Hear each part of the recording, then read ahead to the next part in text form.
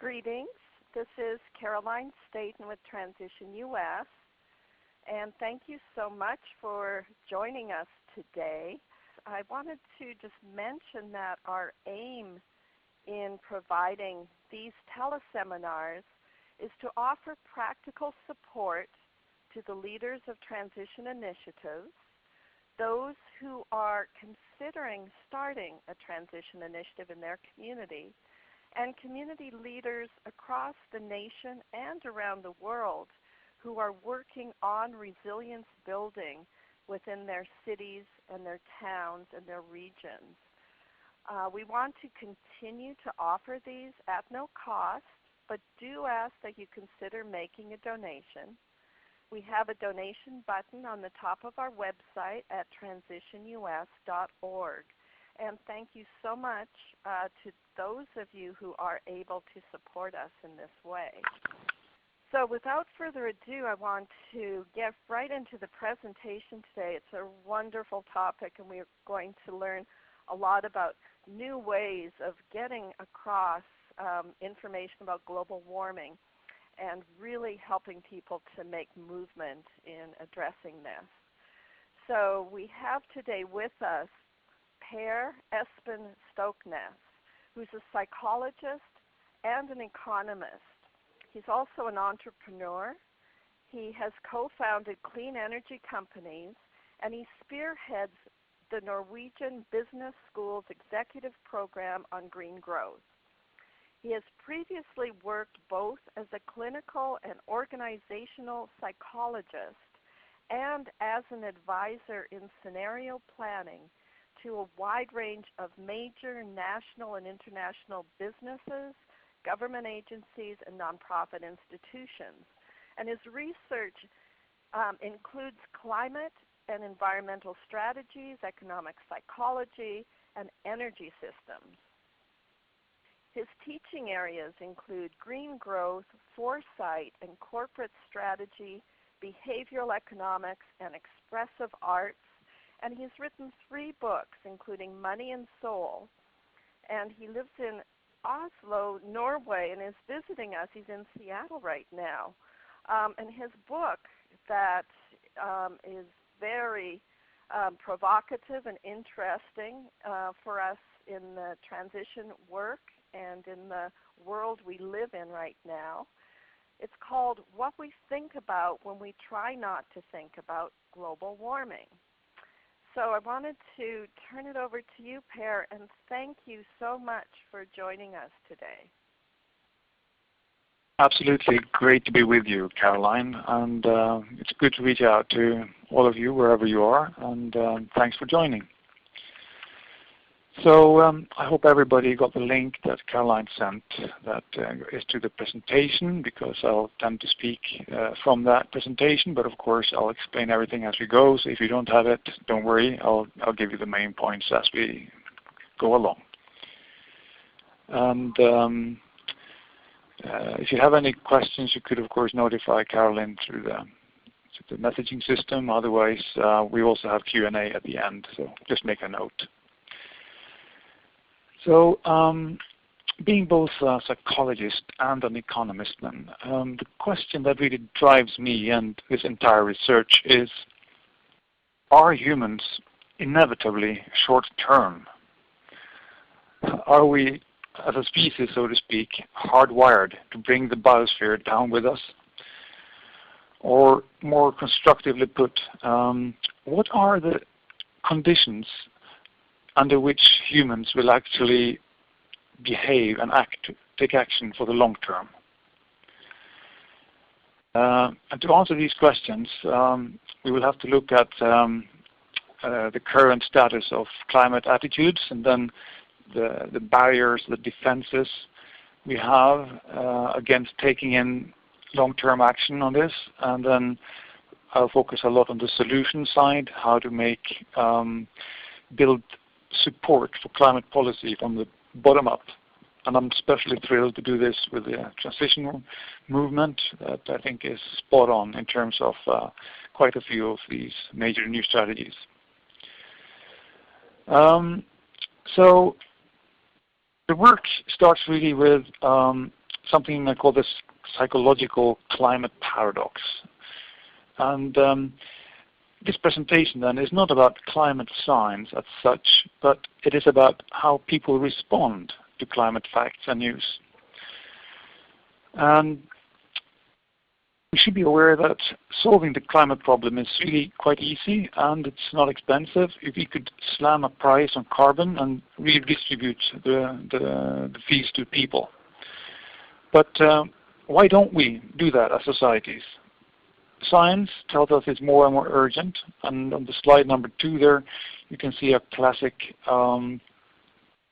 graph from the IPCC 5 report, which shows the red curve which we were currently on, a path to the 4 degrees warmer world in the year 2100, which the IPCC has given the incredibly communicative name of RCP 8.5 to really get that message across. Well, they could have called it toast world or global burning or something like that, but they didn't. So rather than getting inspired or, shall we say, engaged, people seem to let out more like a big yawn at looking at these kind of curves. So if people were sufficiently concerned by these kind of climate facts and acted on it, politicians would be forced to do something about it.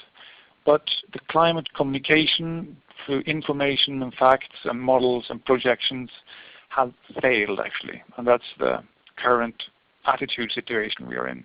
So I've pulled out quite a lot of data to actually see how this has been developing over the last 25 years.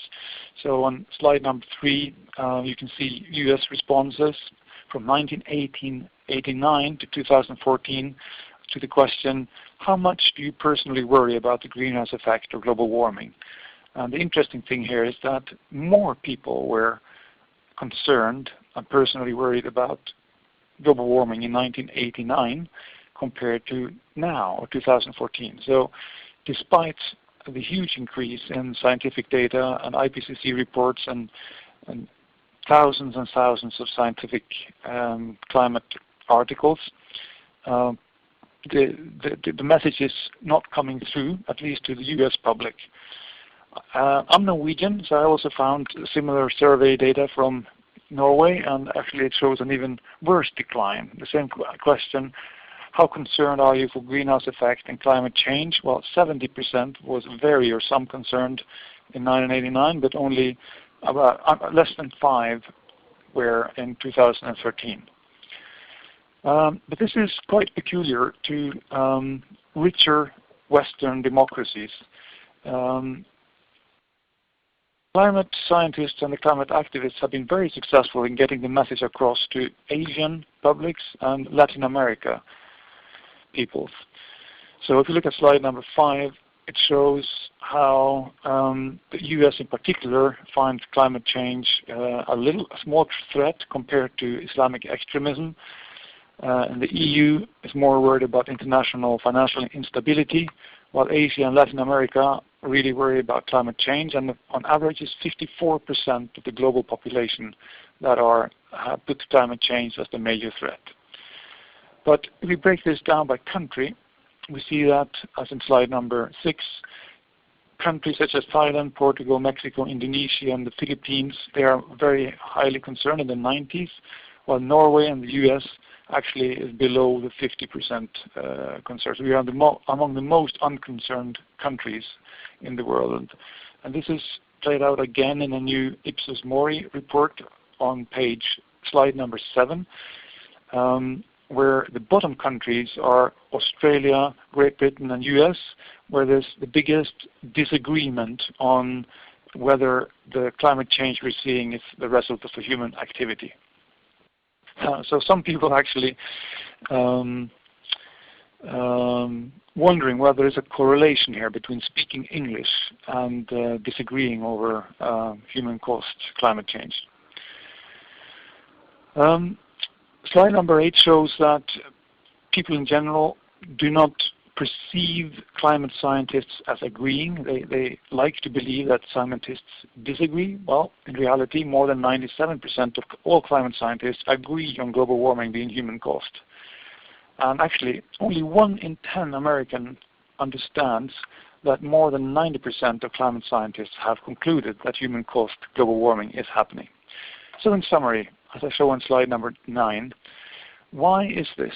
How can it be that the more certainty we have of the seriousness of the crisis, the less concern we see? And this is what I call the psychological climate paradox. And the book really starts with this. What I'd like to do in this short presentation is to give a little overview of the main findings that I've done through the research over the last 5 to 10 years.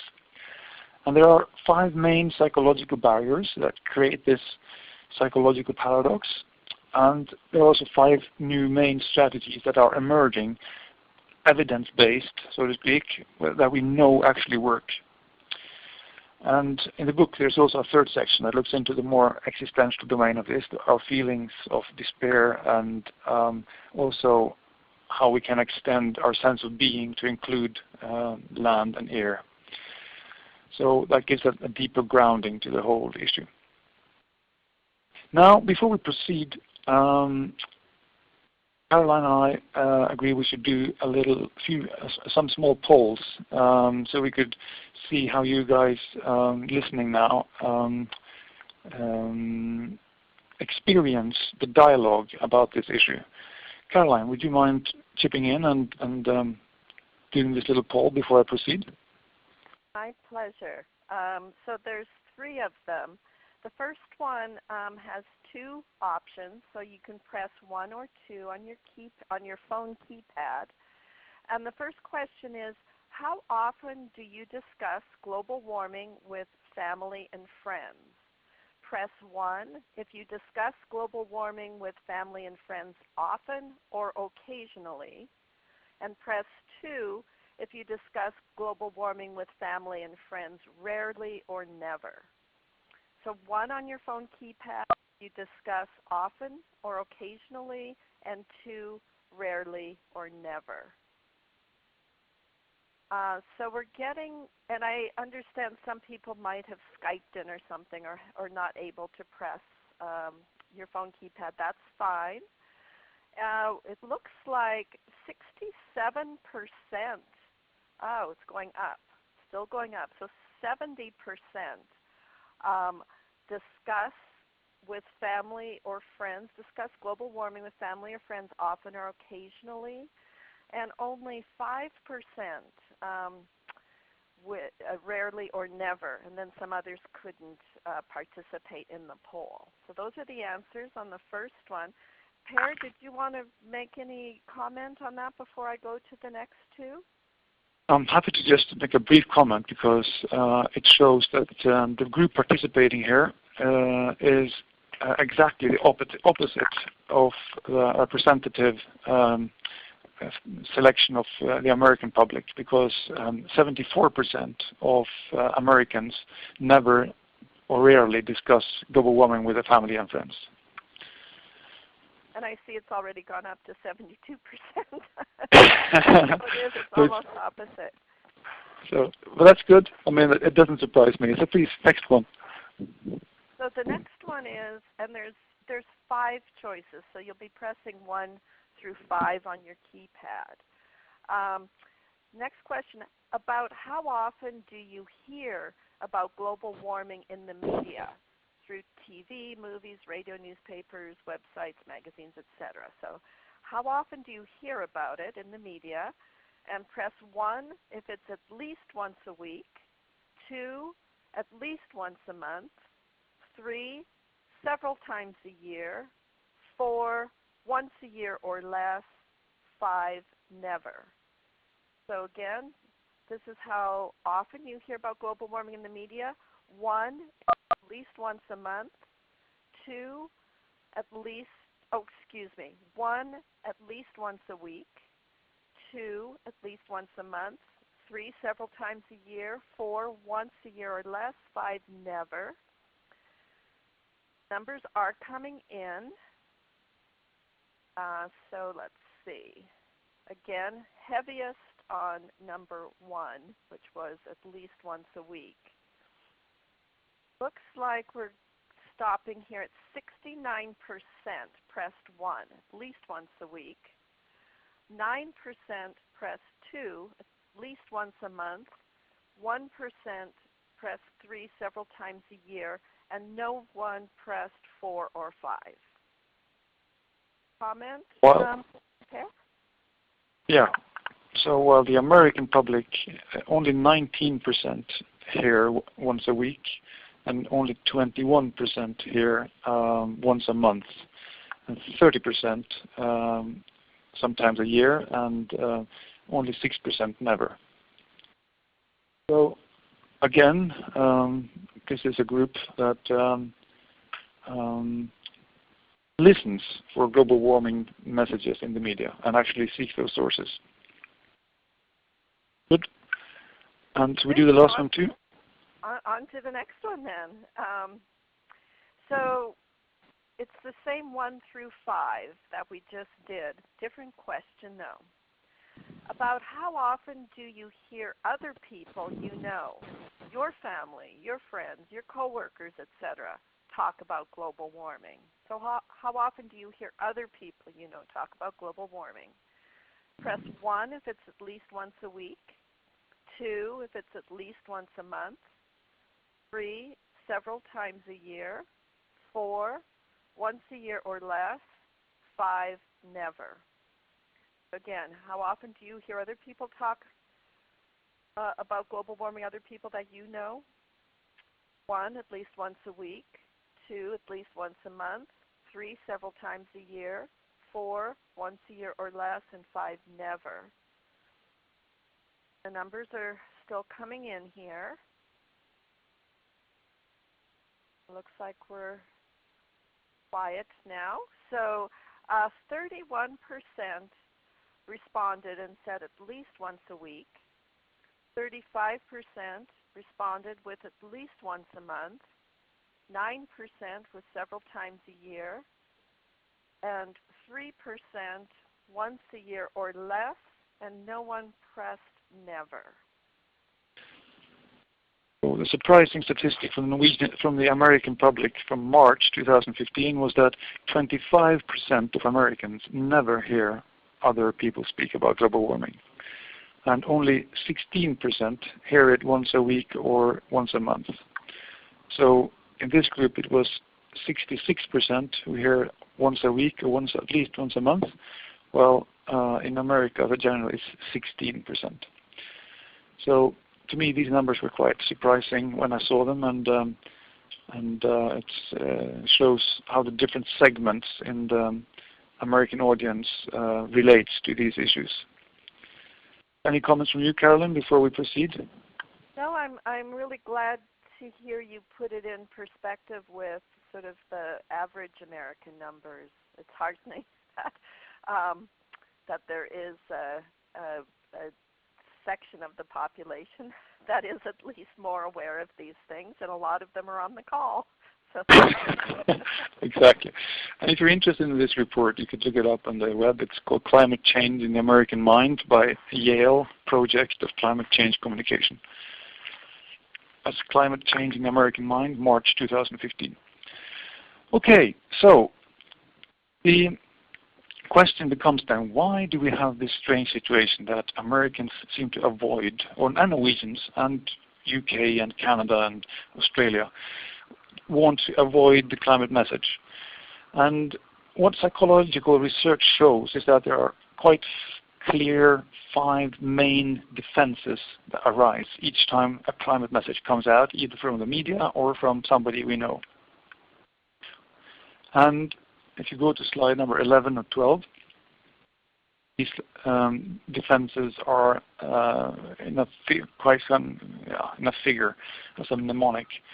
They are all in these, more or less: this distance barrier, the doom barrier, the dissonance barrier, the denial barrier, and the identity barrier. I had to cheat a little bit on the last one there to get it, a D. So distant, doom, dissonance, denial, and identity.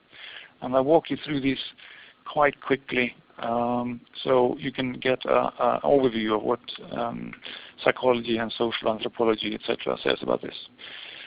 So when climate scientists try to come out with an urgent message, and also climate activists, and then the first barrier that arises is that in the conventional way of communicating, climate is perceived as very distant, such as distant in time, which is shown on slide number 13, with a typical graph that shows the development to the year 2100. 2100 is a year that is so far into the future that it doesn't mean much personally to most people's lives. It's outside our time horizon. And secondly, climate change has been communicated, as is illustrated on slide 14, as a distant in space.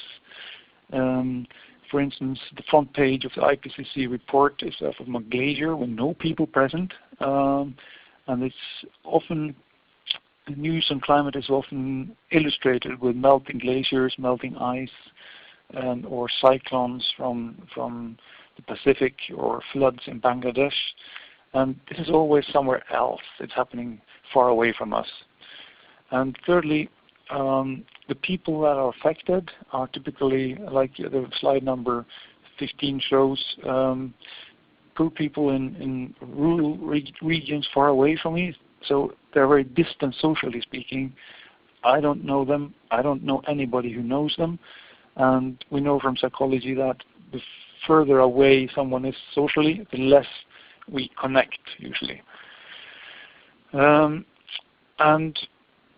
it's also, as shown in slide number 16, distant in responsibility. We keep hearing from these international negotiations, the COPs, and the picture here shows the conference that was called, nicknamed Wishy-Washy Warsaw in 2013. These people that go there are responsible really for doing something with it, but all they do is have the long talks, and then they agree at the end of the meeting that they will meet again next year. And I don't know these people, I don't know anybody who knows them, and it's really their job, and responsibility is therefore seen as being outside my scope of influence, as psychologists call it. So in summary then, the first barrier is that we have a psychological distancing that reduces the sense of urgency.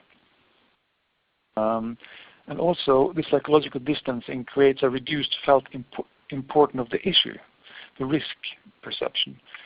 So what we have is a situation what we could call the governance trap, that people expect politicians to do something with it, but politicians will not do so before the public experiences this as urgent, and therefore the public is waiting for the politicians, and the politicians have been waiting for the public, chicken and egg situation.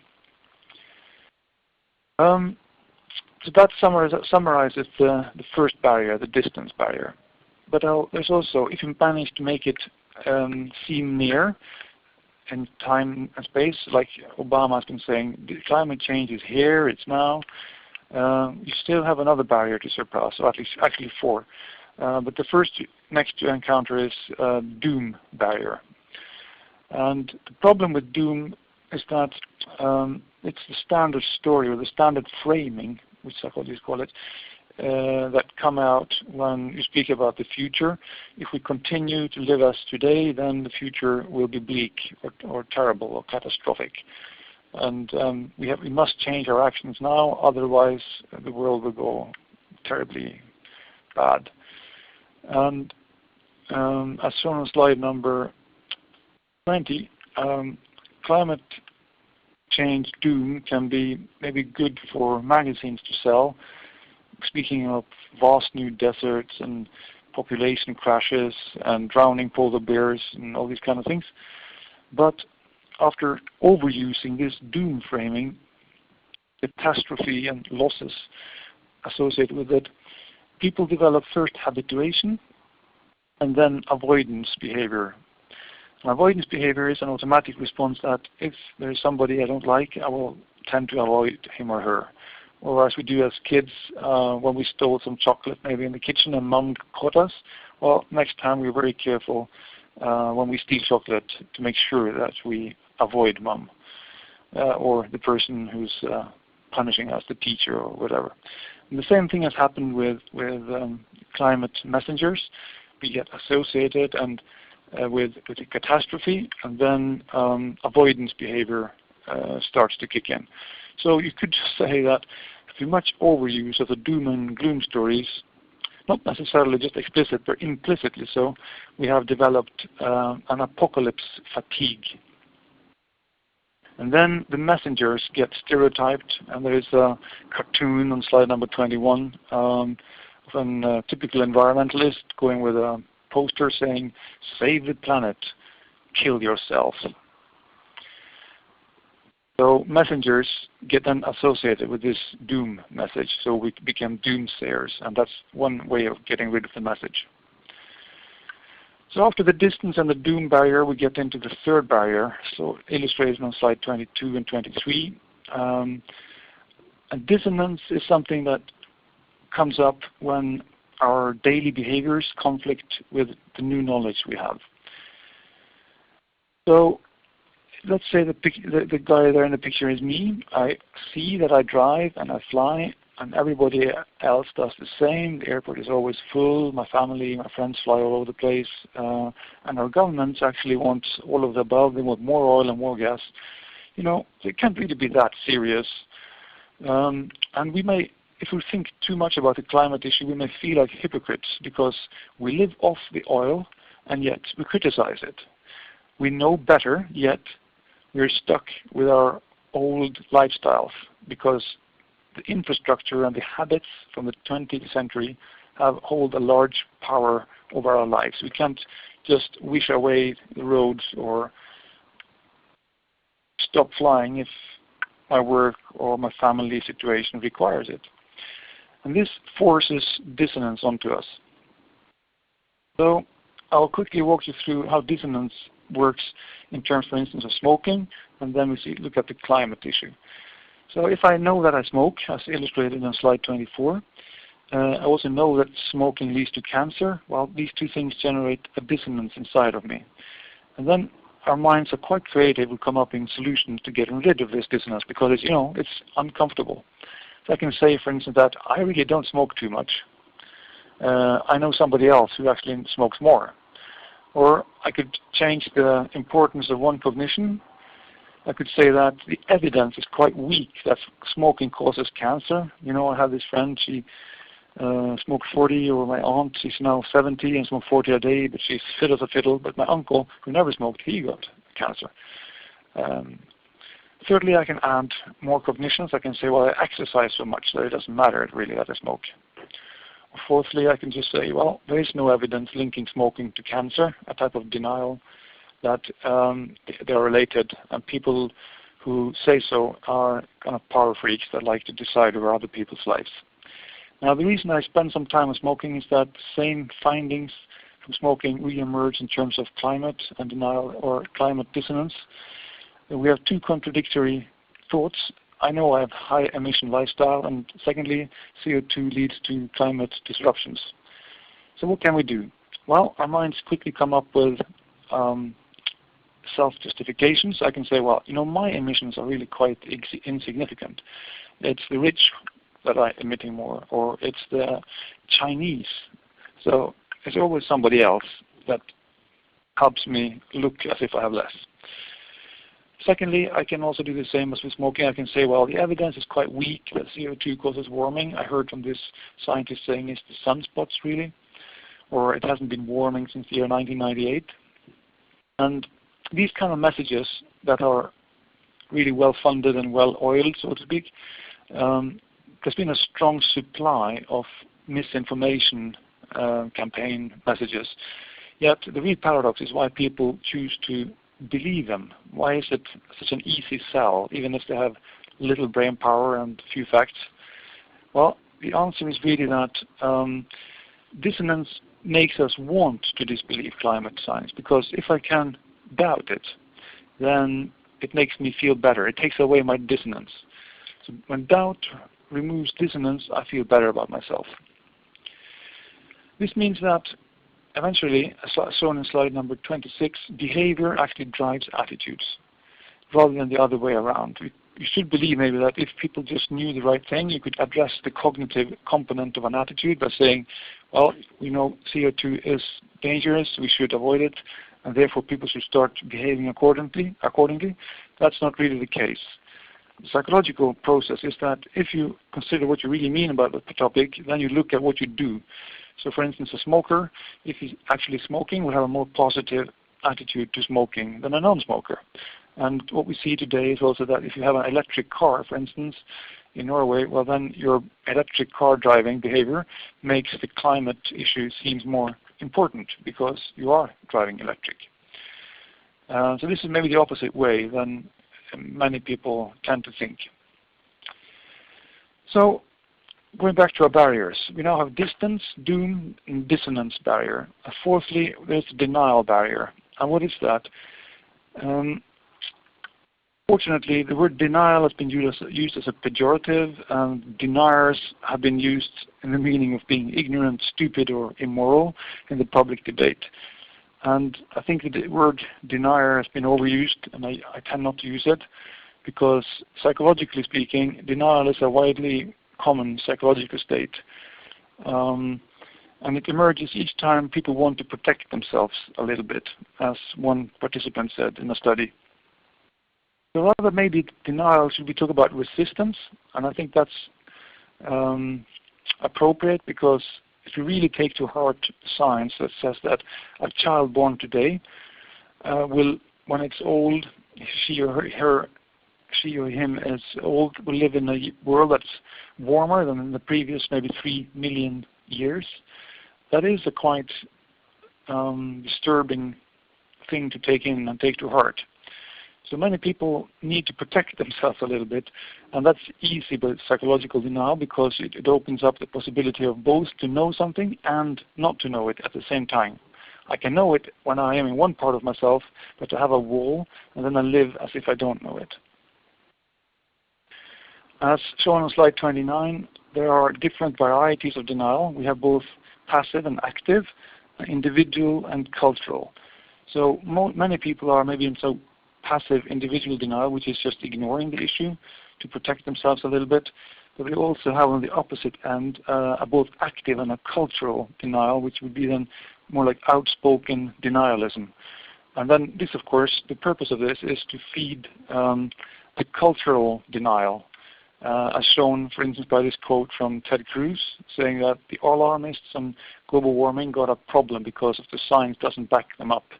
And in particular, satellite data demonstrate for the last 17 years there's been zero warming. So what he's talking about here is not really facts, but it is a type of social contract that is a negotiation as to what parts of the culture we're willing to speak about and act on. So he's maintaining a social contract among those that have similar situation as he has. And as shown on slide number 32, researchers of denial say that the theoretical problem isn't that why do we shut something out, because we're good at that. But the really interesting question is, why do we ever not shut out? Why do we stop denying? And the real problem and the real challenge, which I'll spend time on a little bit later with the solutions, is to discover conditions under which information is acknowledged and acted upon. And we are able to have a cultural shift in our denial in our culture, just as we did with abolition, with nuclear war, with the Vietnam War, etc. And we still have other things that we do not speak about, part of the social contract, such as meat consumption. We agree not to talk much about where the pork and the beef actually come from. We have all renegotiated the contract on slavery, but we still need to do that in terms of climate and for instance, some of the animal agri-industry we have. And I'll return to this in the next section on solutions. So the final barrier then is the 5 defenses with the identity. So we need to belong to tribes, and we need to belong to professional identity and cultural identities.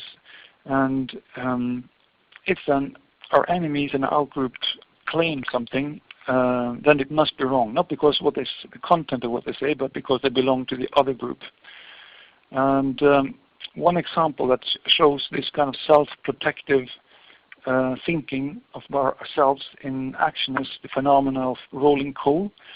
You know, a car we have typically expresses a message of who we are, ourselves, our identity. And now if you have a big SUV or something and you're bugged by these electric cars or the hybrids or the Prius coming out behind you, you can have a little extra equipment. For as little as $500 you can get a rolling coal that makes it possible for you to trick the engine into spewing out much more diesel soot, so you actually cover the car behind you, a bothering Prius or something, to kind of protect your sense of self. And there's a link there if you want to watch the video. I think it's quite both hilarious but also significant in terms of psychology. More scientifically speaking, Dan Kahane did a study on how identity overrides new knowledge. He asked the question, is the Earth getting warmer? A, mostly because of human activity such as fossil fuel burning, or B, mostly because of natural patterns in the Earth's environment. And as you can expect, the more intelligence and science knowledge people had, the more likely they were to get that question right. And the right answer is, of course, A. It's because of human activities. But if we split that according to identity and values, then the liberals quickly get it more right, but the conservatives get it more wrong the more science intelligence they have. So they use their science intelligence in order to question and reinterpret the data and ridicule the other side. So that concludes the 5 barriers, or the 5 defenses, and this explains why so little progress has been made in terms of creating a sustained sense of urgency for in America and Norway too.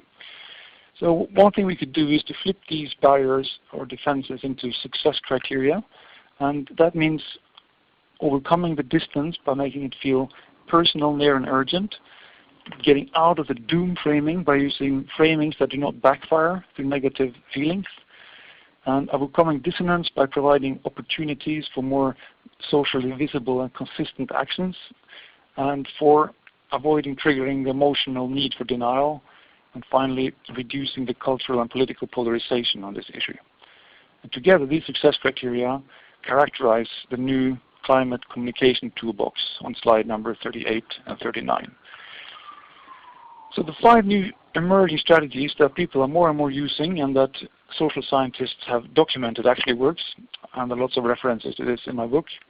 They are called the social strategy, the simple, the supportive, the storytelling strategy, and the signal strategy.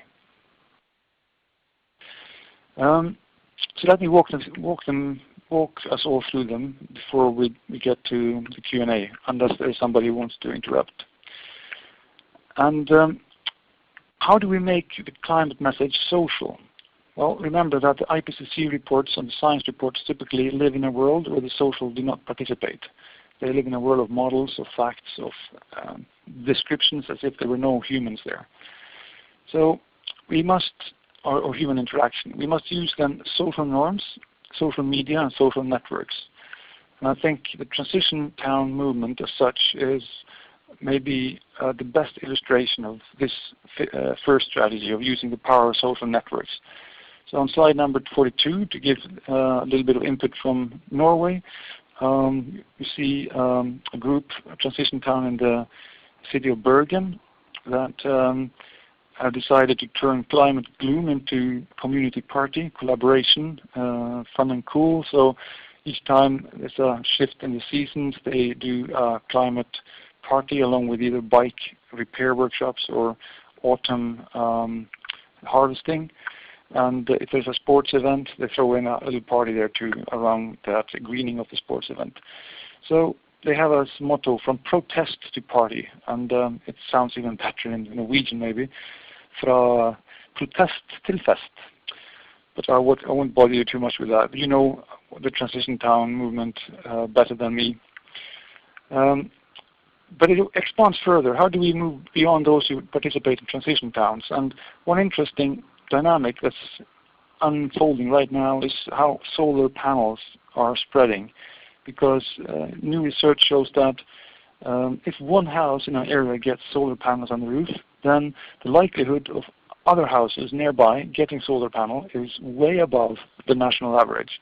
So in summary, rooftop solar is contagious, and that's not surprising to psychologists because we know that this is the power of social networks. It works through social norms in the sense that if I believe that somebody else that I care about does this, then I want to do so as well.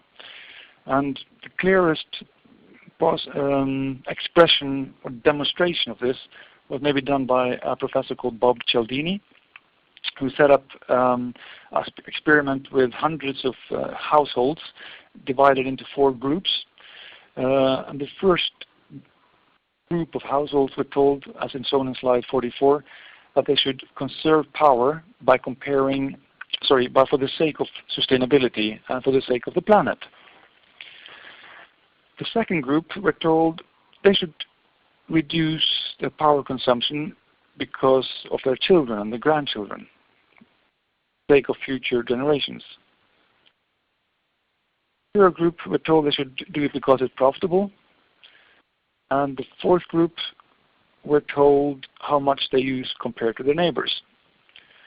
And which of these 4 groups had the highest reduction? Well, I guess you've already guessed it.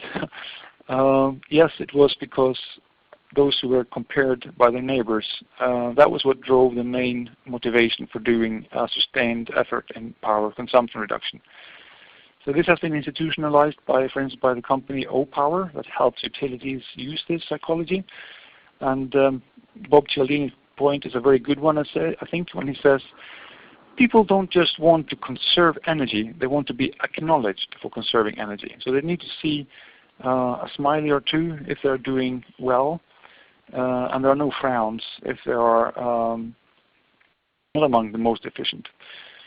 So also they made a little Facebook app shown in slide number 46 that helps people, if they want to do, they could compare their own consumptions with their friends on Facebook. So if you're feeling competitive one day, invite more friends, and the friends are showing you can invite.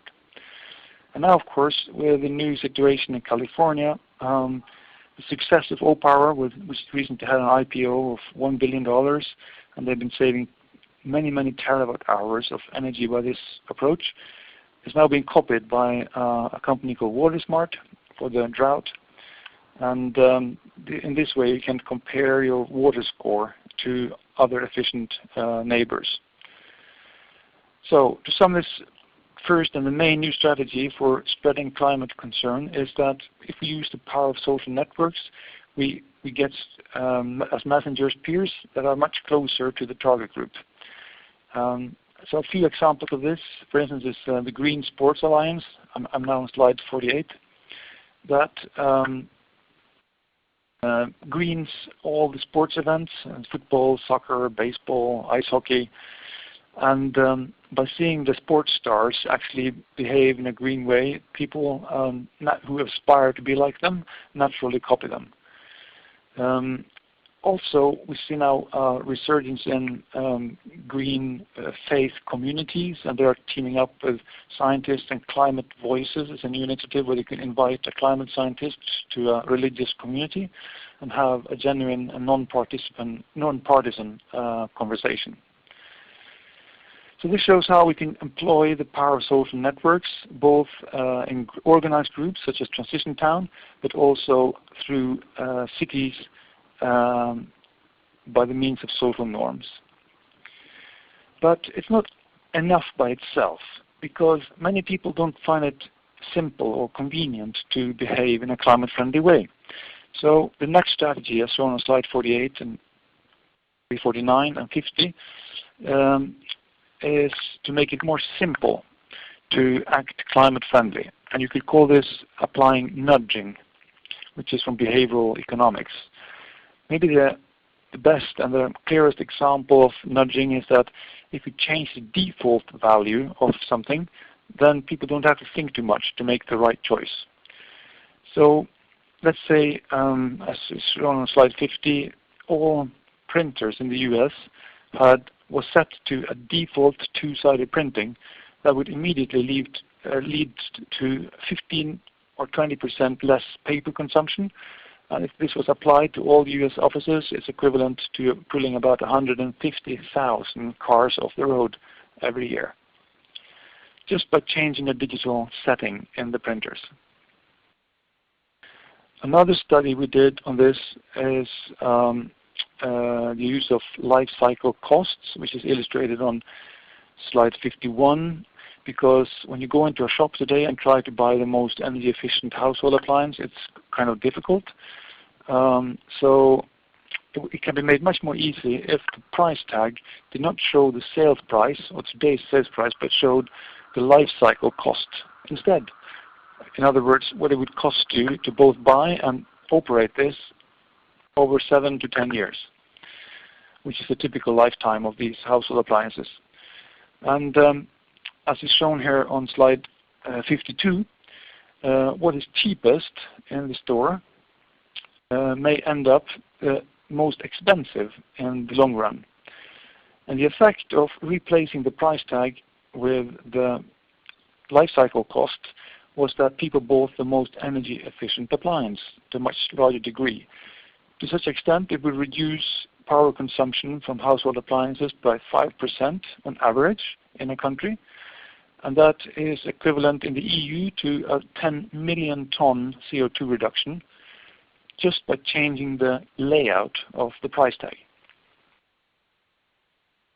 So that's like pulling 2 million cars off the road simply by having better price tags in our stores rather than just energy labeling, which people don't understand.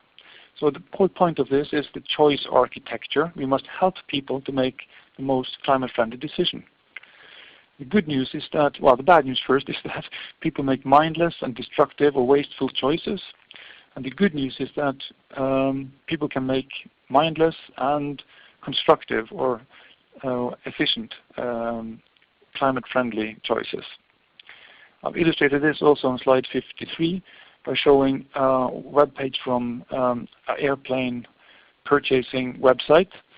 So let's say you're going through, you picked your flights and you're giving your user data and you come to the pay recommended add-ons or something, and then you could add with small fonts, check here not to pay carbon credits, which is the opposite, which is today. Today you have to, after you paid, you have to go to another site and buy a carbon offset.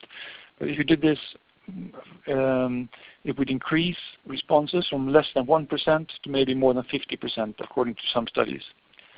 So there's a huge, huge power in applying the default standards to helping people make wiser decisions. We haven't deployed this strategy yet.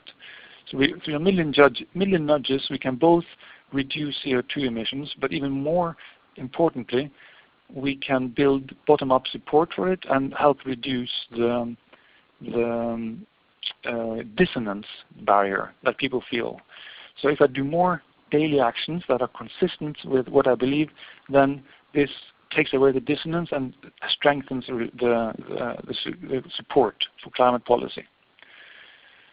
So the third solution is that in addition to being social in the sense of social networks and also simple nudges and simple actions, we need more supportive frames for our dialogues, our conversations on this.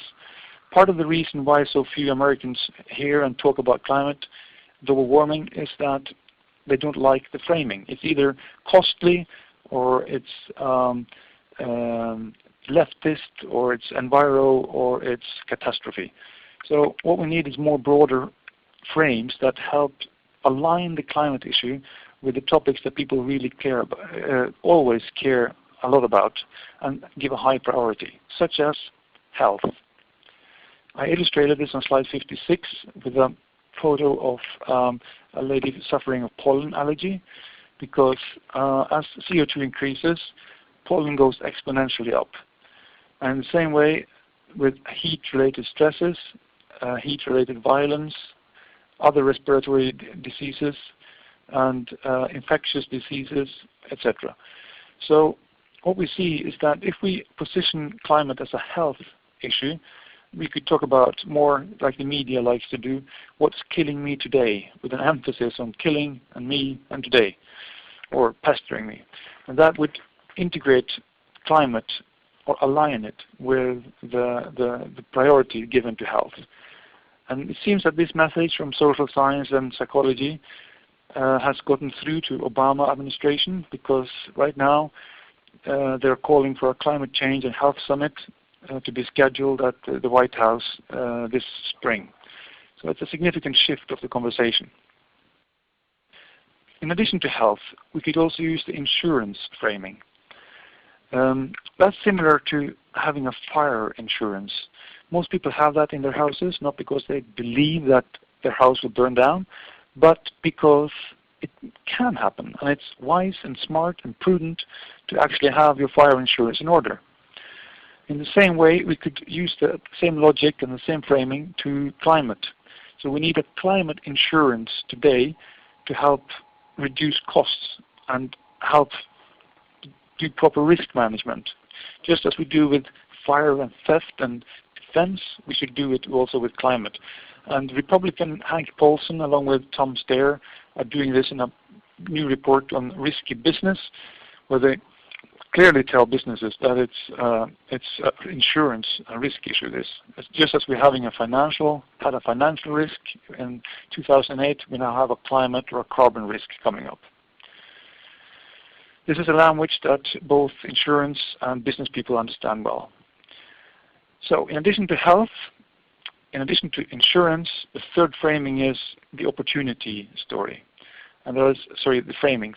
And there are endless opportunities we can use when we talk about climate. So climate is not just doom and gloom, it's a fantastic opportunity to make our society more efficient, better for people, less wasteful, all these things. And I like the example of solar roadways, not necessarily because they will solve all our transportation problems. I think they're a bit too costly, but I liked it because they generated so much enthusiasm around them. So last year they were by far the most highly crowd-funded project in the crowdfunding area. So when we speak of climate, we should speak more about all the opportunities it gives, such as Tesla's storage solutions, not just electric cars, but also e-bikes and e-buses and big belly waste collectors, Nest smart homes, LED bulbs, etc., furniture made from reused plastics, carbon negative concrete, and not at least the rapidly falling costs of solar and wind, the distributed generation, which makes energy democracy possible in the same way that we can apply the internet. And this framing goes further into a new story about where our societies are headed, because when we're faced with hell, what we have to do is to sell a dream. We have to talk about a society that we really want to live in and make that accessible. So I'm now on slide 63. I think we need a smarter growth, not the suicidal growth we had in the previous century. And it's going to happen because this is a wave of innovation that's unstoppable. It's profitable today. It's getting more expensive to continue as today. And I think we need a new story in terms of oil. Just as in the Stone Age, it didn't really end because of a lack of stones, but because people found smarter way of doing things. In the same way, the petroleum age won't end because of a lack of oil, but because we find much smarter way of doing things. And many people are attached to oil, and I think we should start with acknowledging that oil has been good for us. It's been a productive relationship. But now it's time to say thanks. It's been good. Together it has enriched our human lives. However, things have changed, and relationships do come to an end, and now is the time to go further. And this is what smart businesses are doing, they're seeing that this shift in the energy structure is the biggest business opportunity in a century. And even McKinsey, as shown on slide 64, is illustrating this and promoting it through the Resource Revolution book. Even more importantly, smart investors are moving their money. And both Warren Buffett and Elon Musk are betting their fortunes on this transition happening rapidly in the 10 coming years. So as Elon Musk said in his product launch address, that powering our planet on sustainable energy isn't something insurmountable, super difficult or impossible thing. It's actually smart and it's accelerating rapidly. So what we need is more storytellers that people respect, that show stories of how we can have a transformation, a deep transformation towards higher quality of life and a lower ecological footprint. The final strategy has to do with signals, because people need signals and feedback in order to be motivated continually and to see that the new story is taking shape. The problem with climate signals so far is that they are global. There are ppms in the atmosphere. There are sea level rise in inches per decade. But we need to break this down to personal and corporate signals. So what I show here on slide 68 and 69 is a new internet bank that is emerging in Norway, where you have your CO2 footprint along with your bank account statement. So I can immediately see how much money I spent on different issues and how much CO2 this different consumption resulted of CO2. So it's voluntary. I get it up there by default, but I can take it away if I don't like it. So it's nothing propaganda. It's just simple giving people signals so they can change their behavior by getting better feedback. And the final thing I want to mention is that we can have a turnaround in the economy if that is science-based targets. If we reduce our emissions by 2% per year, each year from now to 2050, then we have achieved the science-based target. And that's not much. 2% per year is fully achievable. And the good news is that's achievable even if you grow your gross profit or your GDP in a country, say by 3%. And this is what we calculated. If everybody changes their emissions relative to the GDP by 5% per year, then the whole economy is being restructured quickly enough. Then we're doing green enough work and we're turning around the economy. And the company Tomra, shown on slide 73, actually does this. So it's fully possible and it's profitable to reduce your emissions and improve your gross profits. So finally, are humans inevitably short-term, as I asked in the beginning? What are my conclusions on slide 74? Well, we do know that rational facts are insufficient to create lasting engagement, but we also now know from science that humans will act for the long term when the conducive conditions are in place, when there are social norms, simple actions, supportive frames, stories, and signals that give people feedback. We also know that individual actions by themselves do not solve the climate problem, but what they do is to build bottom-up support for structural change. And that is what we need in order to proceed quickly enough. So Carolyn, that was my introduction. And would you like to open up for Q&A? Yes, thank you so much. And I suspect there's a number of questions or comments. So I'd like to just open it up now and press 1 on your keypad for questions or comments, and then I'll mic you and hear from you. So let's see. Don Duval, we're going to start with you. Go ahead. Can you hear me? Yes. Loud and clear. The one big area that I didn't see addressed in this coverage is about the media. What's the place of the media in this process? Okay, let me take that one. Research shows that most journalists are actually addicted to the doom and gloom frame. One study showed that In the coverage of climate change, more than 80% of all newspaper articles applied the doom framing or the catastrophe framing to their discussion of it, and less than 2% were solutions-based or opportunity-based. So unfortunately, this shows that there is this addiction on the desk among editors to go for that frame, or it's also a sign of, shall we say, insufficient imagination. However, this has been changing in leading outlets such as The Guardian and one Norwegian newspaper I'm following, and also New York Times, and also recently even Washington Post with Chris Mooney. So there has been rapidly dawning recognition that the old doom frame doesn't work any longer.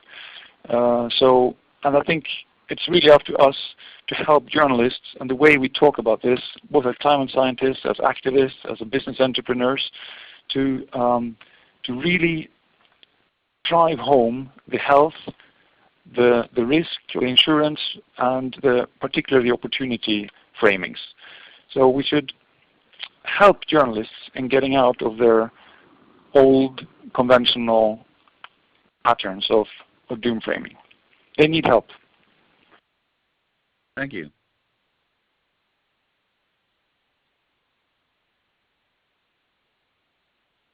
I was on mute myself. The next question is from Barbara. Barbara, I don't think I can pronounce your last name, but it begins with a T. So please. Tripolic. It's pronounced you. Tripolic. Thank you. I just want, I thought the presentation was excellent, and I appreciate the alternatives to, creating cognitive dissonance, or, the doom and gloom, because I find that people are really, turned off by that sort of thing. Their eyes glaze over, and they stop listening altogether. So my question is how to get a faith group on board to doing simple actions, and how also could I try to get a scientist to come to speak to our group?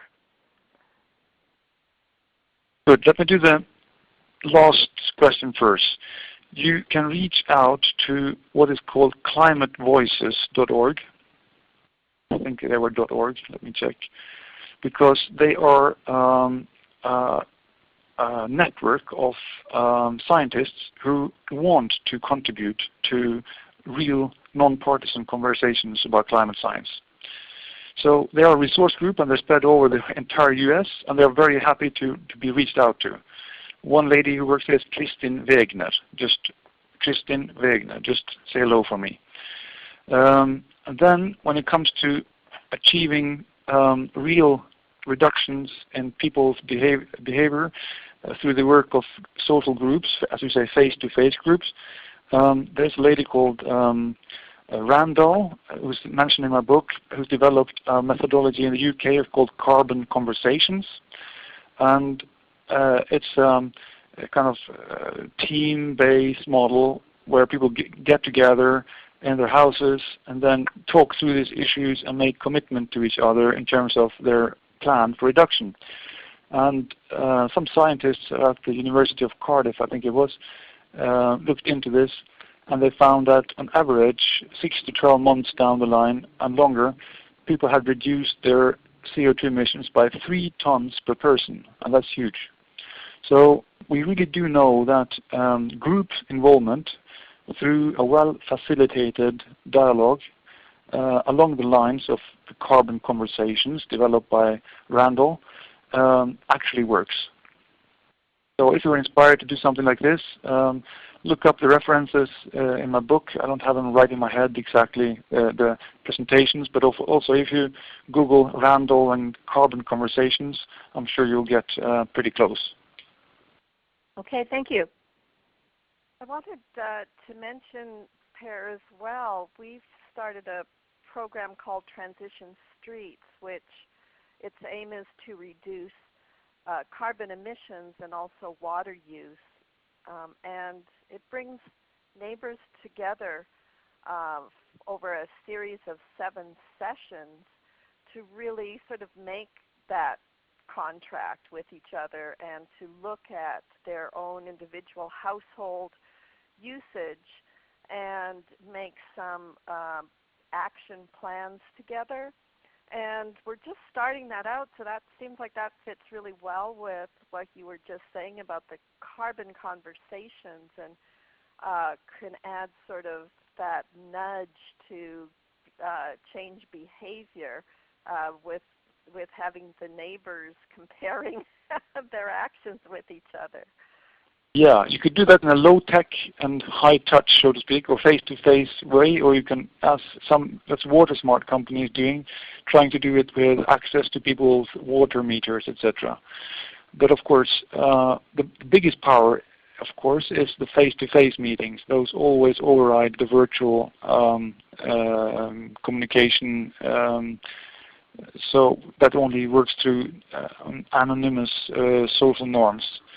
And it's a good thought. I haven't thought about that, but I'm sure applying the methodology developed by Randall with this 6 meeting sessions to water as well as, or instead of carbon, would work just as well. I don't see any reason why that methodology wouldn't work for water as well. Great, thank you. And Carolyn, go ahead. Hello. One resource I would like to add is the work of Joanna Macy. You can look at joannamacy.net. But a big part of this all is about the psychological factors, as you spent an hour telling us. She has developed wonderful exercises and ways of building community support to have us help each other with the very psychological dimensions. And her work is called The Work That Reconnects, and it is starts with gratitude, moves into honoring our pain, then to seeing new eyes, and then to going forth. This is a wonderful spiral, and groups can make use of it.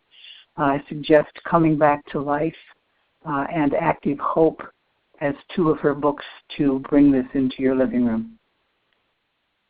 Thank you. Thanks so much for adding in Joanna Macy's work. I think it's fabulous, and I really support that. And in my presentation here, I gave a kind of broad science-based discussion of the real documented barriers and what we know actually works on behavior. Macy's work also goes deeper than this and goes into the existential domains, which is also part of my 3rd book, where I do give ample mention and discussion of Macy's approach, which I think is fabulous. And it was purely a matter of time constraints that maybe not go into that. But thank you for raising that, because it also has to do with addressing our own grief and the feelings that we are deeply in a destructive path. And it's so hard to do something with it, and people just don't seem to care. So, we have this despair building up in us, and Joanna Macy and I completely agree that we need to give this despair and this depression sufficient and ample room to be expressed and mourn it properly before we rush into new hope, new optimism, or new action, because otherwise we may be easily drained, and we don't have our roots in the gratitude, as you mentioned. Thank you so much. We have time for another question or 2, so please press 1 on your keypad if you have a question or a comment. I know that, Per, you went through the materials very, very quickly, and I had thought that we would have some more questions, people wanting more clarification on various things. And I know that you do have your book, and I do want to make a call out to people to pick that up. I have that here, and it's really wonderful, really wonderfully done, and it's what we think about when we try not to think about global warming. Same title as today's teleseminar, available through Chelsea Green Publishers. And anything you want to say about either your tour that you're doing and you're meeting with different people across the U.S.? Well, it's been really wonderful, really. I think the audience I've been meeting, I've been speaking with business audiences such as MIT, Sloan School of Management, and the public bureaucracy people at Woodrow Wilson Center in Washington, and also grassroots such as Jamaica Plains in Boston area, and Providence that are doing very important social work. And to me it seems that there's this huge engagement in the sense that, well, the international negotiations go slow and nearly give nothing results, and the national politics is in a very locked position with Congress and all this. The good news is that people don't just wait for a top-down solution to come. People seem to be jumping into social solutions right away, and there's this surge of NGO activity, of grassroots movements, of the democratization of energy coming up, a kind of groundswell of bottom-up initiatives that are transforming our culture from the bottom up. It's just that, as the first questioner said, the media don't really notice, because it's done by people who don't have media publicity. It's underreported. And I feel that through my trip and encounters and the feedback and the good questions I get from the audiences is that the time has come, and it is arriving all over America, to find ways of responding on a both individual and community level to these major threats that the top-down approach is failing to do something with.